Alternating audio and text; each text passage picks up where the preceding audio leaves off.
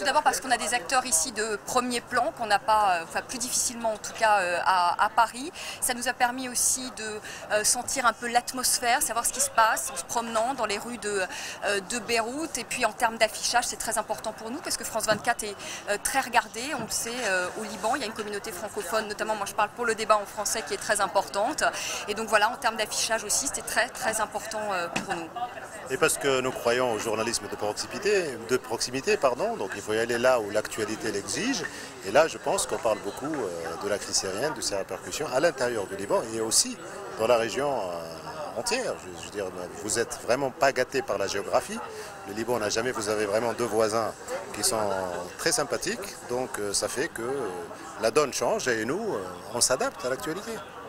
Voilà, on avait envie de dire bonjour aux Libanais, mais on avait aussi envie de montrer le Liban au reste du monde. On dit souvent, si vous avez compris le Liban et le Moyen-Orient, c'est qu'on vous l'a mal expliqué. Alors comment est-ce qu'on prépare une émission aussi complexe que celle-ci, avec des invités de tous bords? Essayez plus ou moins d'éviter de rentrer dans les astuces libano.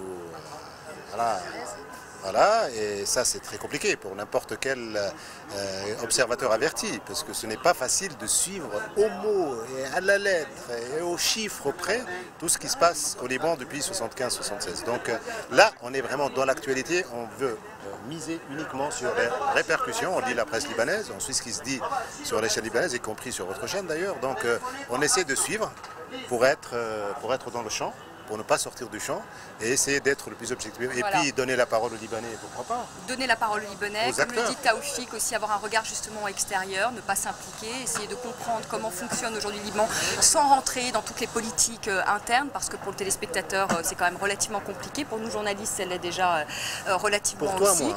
Pour moi un peu plus, maintenant, ouais, depuis, mais toi... ça a changé. Voilà, et puis on s'est beaucoup intéressé, on a discuté avec beaucoup de Libanais aussi, qui nous ont donc un peu expliqué la situation politique interne. C'est notre miroir, les Libanais. Et surtout de faire un plateau équilibré, c'était aussi le but. Là par exemple, on a Marwan Amadé qui est de la coalition du 14 mars, Nasser Kandil de la coalition du 8 mars, une politologue, Madame Kivan, et Sophia Amara qui est grand reporter, on connaît bien sur France 24, et qui est l'une des premières à être entrée en Syrie, donc qui sera à même de nous parler du conflit syrien et de ses implications dans la région. Ce qu'on a vite compris, c'est que 4 sièges ne suffisent pas si on veut avoir tous les points de vue libanais. D'accord.